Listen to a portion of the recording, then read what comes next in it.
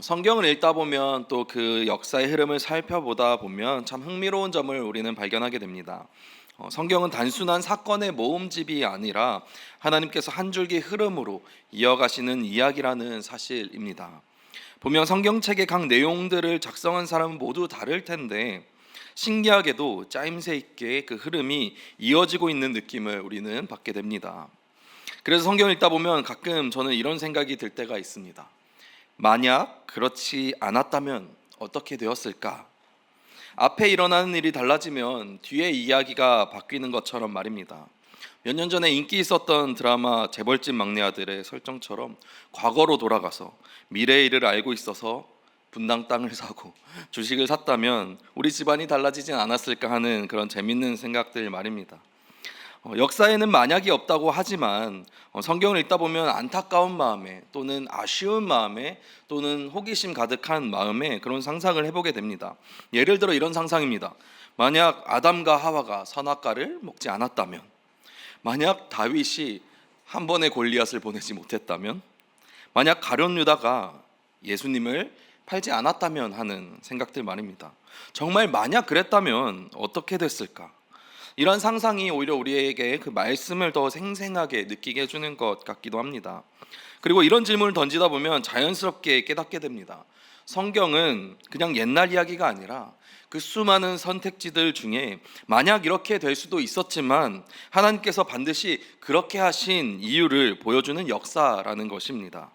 그리고 그 이야기에서 우리는 한 사람의 결정이 단순히 개인의 인생을 넘어서서 민족의 길과 인류의 구원의 역사까지 이어지는 것을 우리는 발견하게 됩니다. 오늘 우리가 읽은 말씀에는 한 가문의 족보가 등장합니다. 바로 이삭의 장남 에서입니다.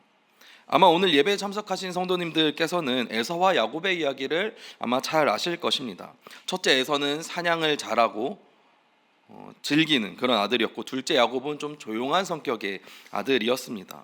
야곱이 에서에게 떡과 팥죽으로 장자의 권리를 산 이야기와 나중에 아버지 이삭이 에서에게 내리는 그 장자의 축복을 야곱이 가로채가는 이야기는 아마 다들 아시는 이야기일 것입니다. 또 이 이야기를 떠올려 보며 한번 이런 생각을 해보는 것입니다. 만약 그렇지 않았다면 하는 생각입니다. 만약 에서가 장자의 명분을 팔지 않았다면 어떻게 되었을까?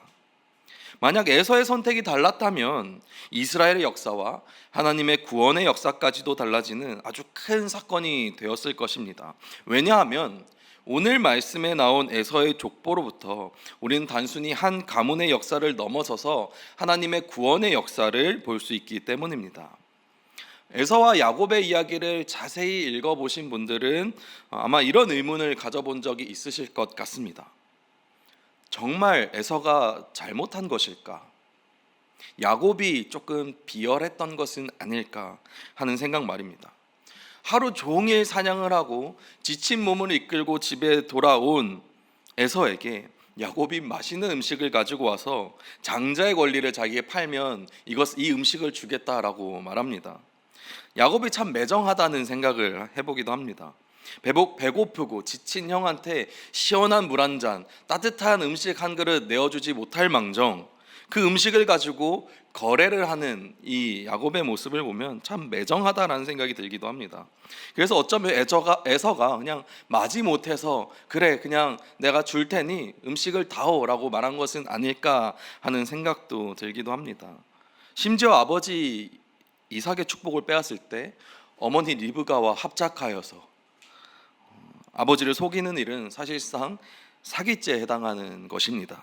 이런 생각을 가지고 에서와 야곱의 이야기를 보면 에서가 분노하는 것도 한편 이해가 가면서 창세기 33장에서 에서와 야곱이 다시 재회할 때 에서가 야곱에게 달려가서 안아주며 눈물을 흘리는 모습까지 보게 되면은 에서 같은 이런 대인배가 또 어디에 있겠는가 하는 상상도 하게 됩니다.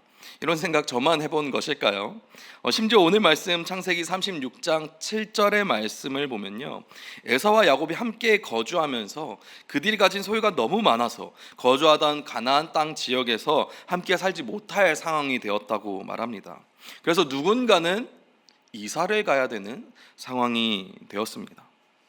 상식적으로 누가 이사를 가야 될까요? 에서가 이사를 가야 될까요? 야곱이 이사를 가야 될까요?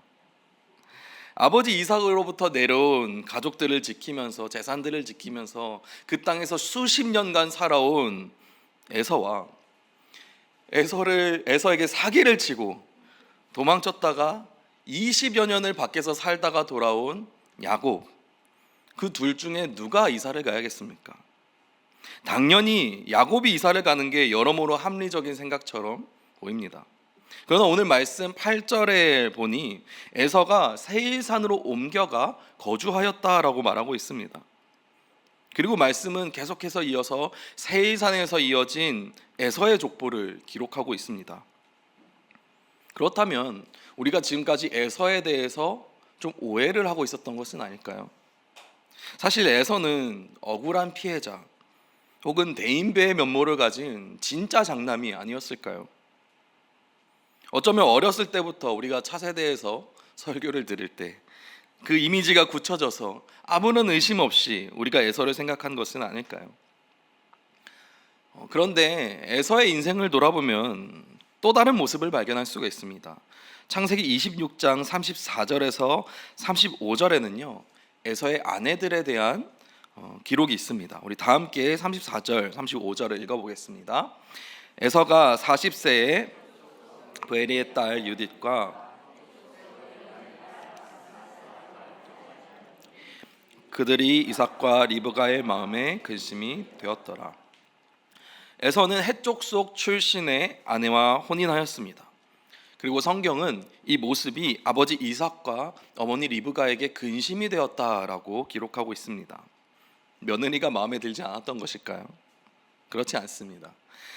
이것은 단순한 문제가 아니라 아브라함과 이삭을 통해 분명히 강조된 언약의 규칙, 언약의 원칙을 무시한 행위였다는 것입니다. 아브라함은 이삭의 아내를 절대 가나안 족속의 딸 중에 선택하지 말고 그들의 민족 중에서 찾으라라고 말했습니다. 이삭도 마찬가지로 야곱에게 당부의 말을 전합니다. 창세기 28장 1절에서 이렇게 말하고 있는데요.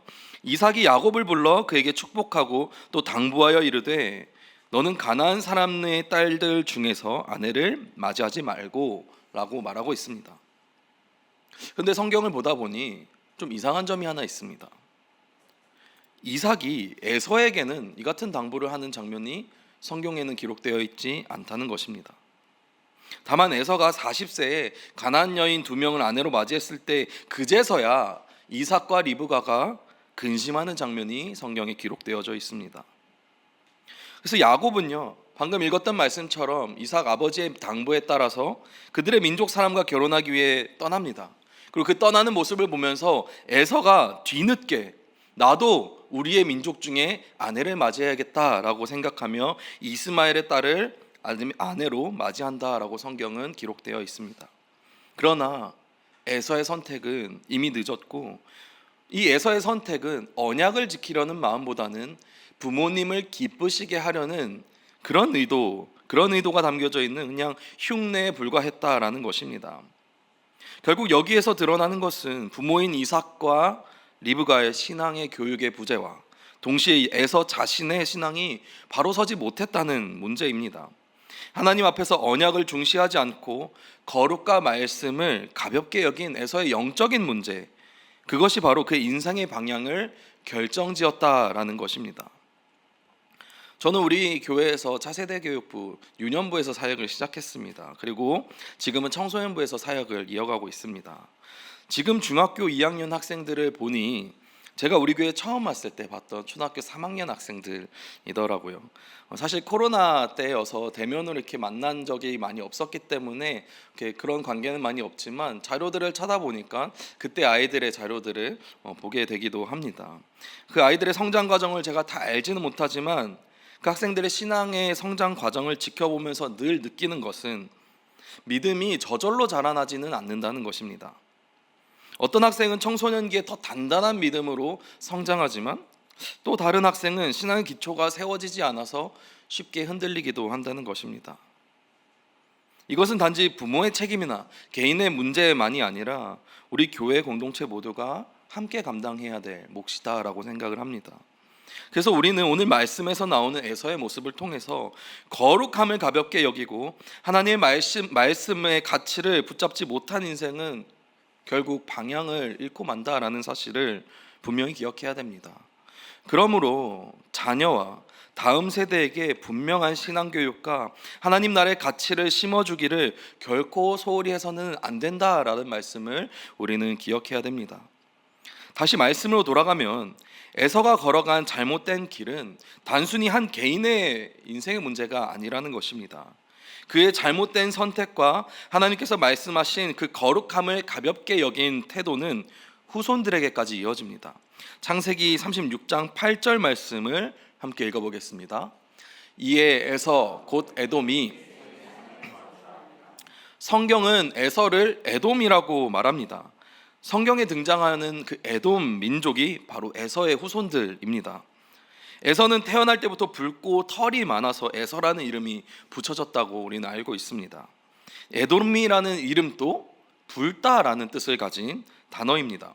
실제로 이 에돔 민족이 살았던 땅이 붉은 땅으로 이루어져 있고 붉은 바위들로 이루어진 산이라고 합니다. 이곳에서 에서의 후손들이 세운 민족 곧 에돔은 세일산의 자리를 잡고 살아가기 시작했습니다. 그런데 이 세일산으로 옮긴 것은 단순한 이사 이야기가 아닙니다.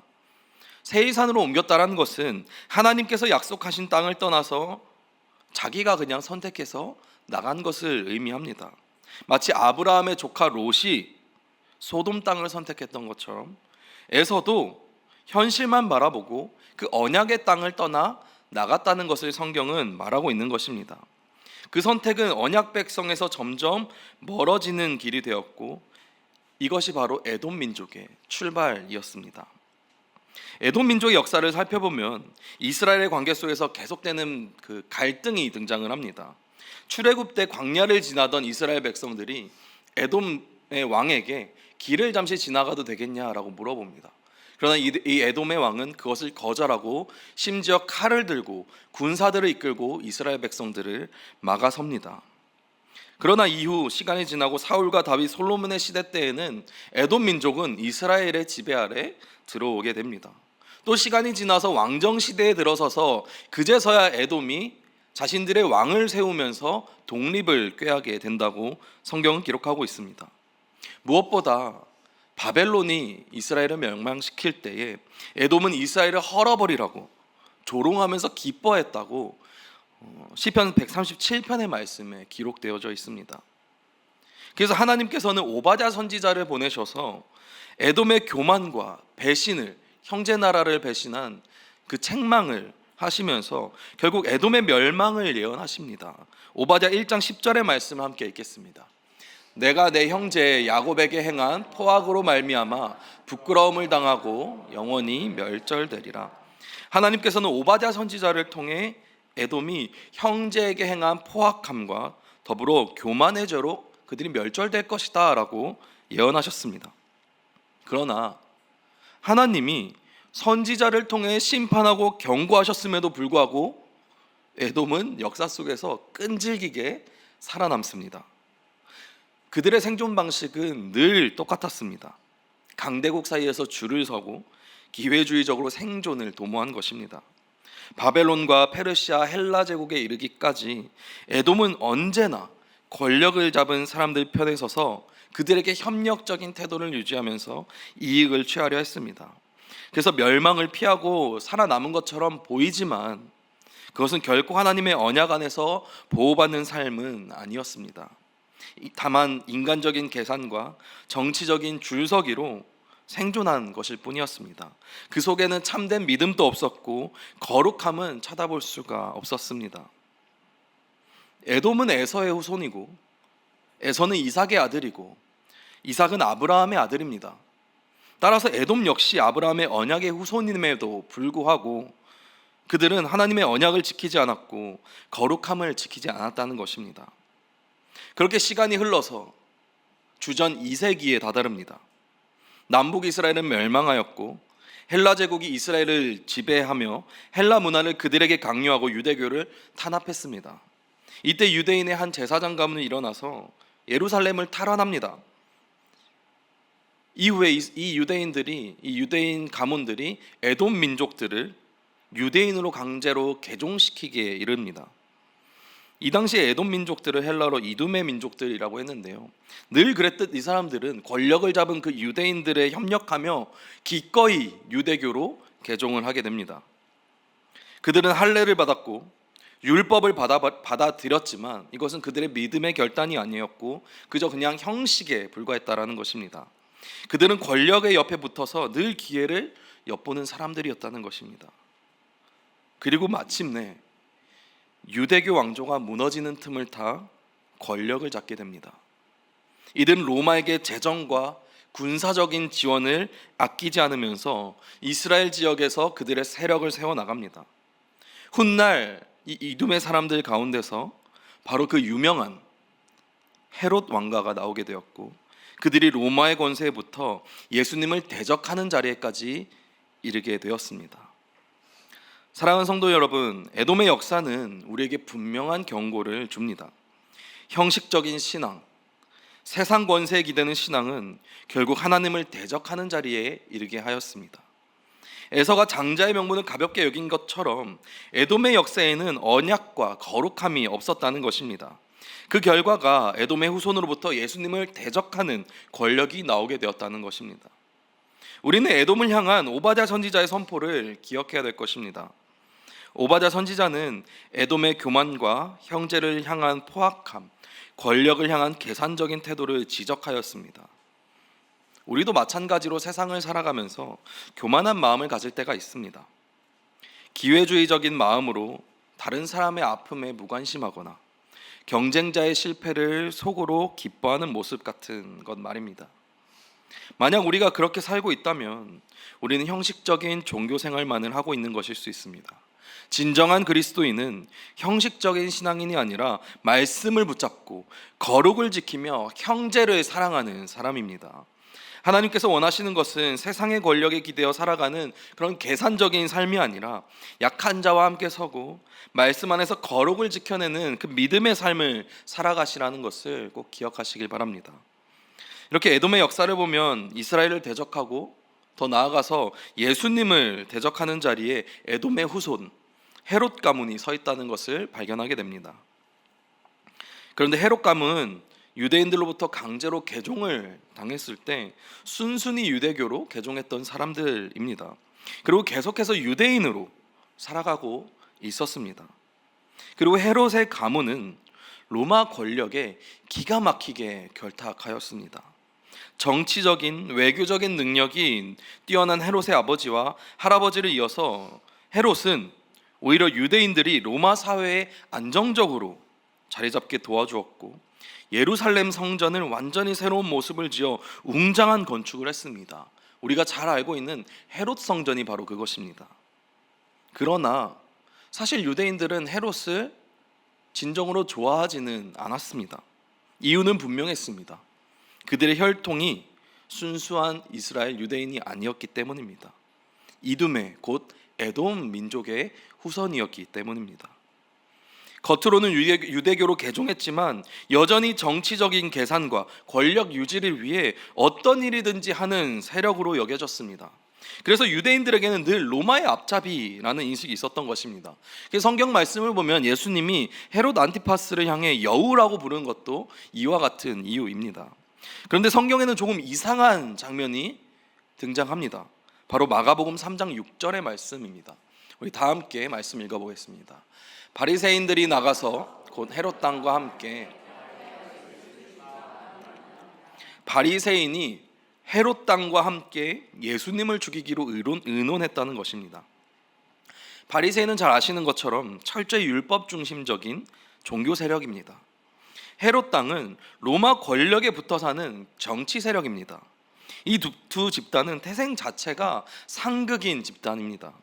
원래라면 절대 함께할 수 없는 이 두 집단이 오직 한 가지, 예수님을 배척하고 제거한다, 이 목표를 가지고 손을 잡았다는 것입니다. 이스라엘과 에돔은 형제 민족이었지만 역사 속에서는 늘 대립했습니다. 서로 다른 길을 걷던 이 바리새인과 에돔의 후손 헤롯과 그들을 지지하는 헤롯 땅이 오직 예수님을 대적한다는 이유, 그 하나의 목적 때문에 연합했다는 것입니다. 믿음과 거룩함을 잃어버린 사람들이 복음을 거부하는 자리로 모여든 것입니다. 그래서 예수님께서는 제자들에게 이렇게 경고하셨습니다. 마가복음 8장 15절의 말씀입니다. 예수께서 경고하여 이르시되 삼가 바리새인들의 누룩과 헤롯의 누룩을 주의하라 하시니, 겉으로는 신앙을 가장했지만 마음은 교만하고 형식만 남은 종교인, 또 권력을 쫓고 정치적인 계산만 추구하는 삶, 예수님을 대적하는 바리새인과 헤롯 당인 것입니다. 그러므로 오늘날 우리도 바리새인의 누룩과 헤롯의 누룩을 경계해야 될 것입니다. 신앙생활은 단순한 종교 행위가 아닙니다. 바리새인처럼 겉으로는 경건해 보이지만 속으로는 교만한 마음과 그런 위선의 마음을 품거나, 헤롯 땅처럼 진리보다 권력이나 이익을 먼저 생각하는 그 태도는 결국 예수님을 대적하는 자세로 갑니다. 신앙은 자기 유익을 위한 계산이나 세상의 자리 확보의 수단으로 삼을 때 우리는 이미 바리새인과 헤롯 땅의 길을 걷고 있는 것입니다. 종교적인 행동을 흉내내는 것이 아니라 진리이신 하나님의 말씀을 따라 우리는 거룩하게 살아야 될 것입니다. 세상의 힘과 권력을 쫓는 삶이 아니라 진리이신 예수님을 믿는 믿음을 우리는 세워야 될 것입니다. 우리가 처음에 이야기했던 것처럼 그 성경의 이야기는 수많은 선택지들 중에 만약 이렇게 될 수도 있었지만 하나님이 반드시 그렇게 하신 이유를 보여주는 역사가 기록되어져 있다고 했습니다. 에서가 장자의 명분을 가볍게 여긴 것은 단순한 실수가 아니었다는 것입니다. 히브리서 12장 16절은 이렇게 기록하고 있습니다. 음행하는 자와 혹 한 그릇 음식을 위하여 장자의 명분을 판 에서와 같이 망령된 자가 없도록 살피라. 너희가 아는 바와 같이 그가 그 후에 축복을 이어받으려고 눈물을 흘리며 구하되 버린 바가 되어 회개할 기회를 얻지 못하였느니라. 에서의 문제는 결국 언약의 말씀과 거룩함을 가볍게 여기고 하나님의 말씀을 소중히 붙들지 않았던 것입니다. 그 결과 그의 후손 에돔은 세상 권력에 기대어 살았고 결국 예수님을 대적한 헤롯 가문으로 이어졌습니다. 예수님은 이 땅에 메시아로 오셨지만 헤롯은 정치적인 계산으로 예수님을 두려워하였고, 바리새인은 형식적인 신앙에 갇혀 예수님을 거부하였습니다. 원래라면 절대 함께할 수 없는 두 집단이 예수님을 없애자는 한 가지 목적 때문에 연합했습니다.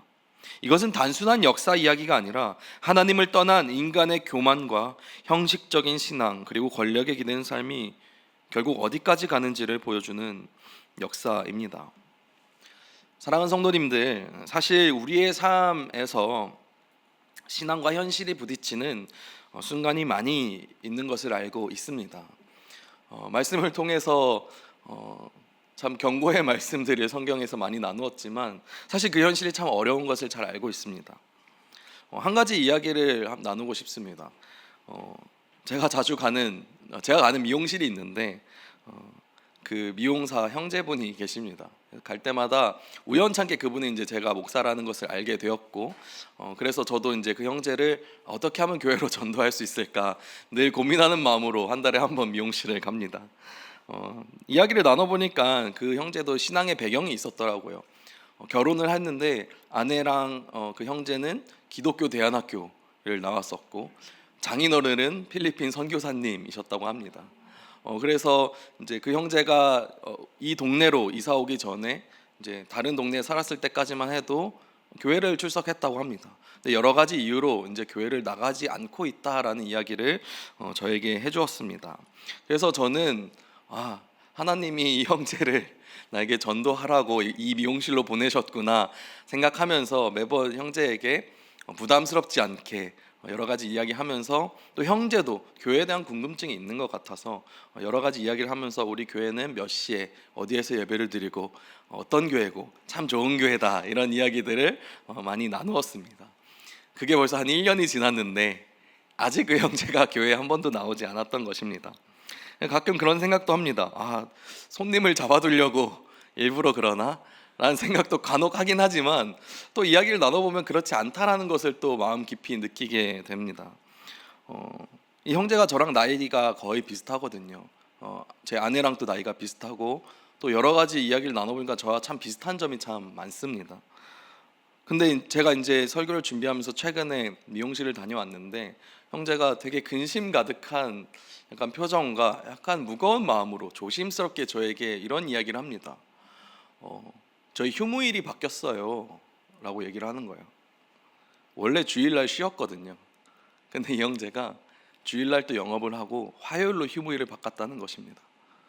그 이야기를 처음 들었을 때는 그냥 휴무일을 바꿨구나 라고 생각했다가, 잠깐 주일날 또 일을 한다고? 그러면은 교회에 나오지 못하는 것일까? 이런 생각을 하게 되었습니다. 근데 뒤이어서 그런 얘기를 하더라고요. 제가 그럼 왜 휴무일을 바꿨냐라고 물어보니까 아내가 임신을 했는데 병원에 이제 산부인과도 가야 되고 검사를 받으러 가야 되는데 본인은 혼자서 영업하는 미용실이기 때문에 자리를 비울 수가 없는 거예요.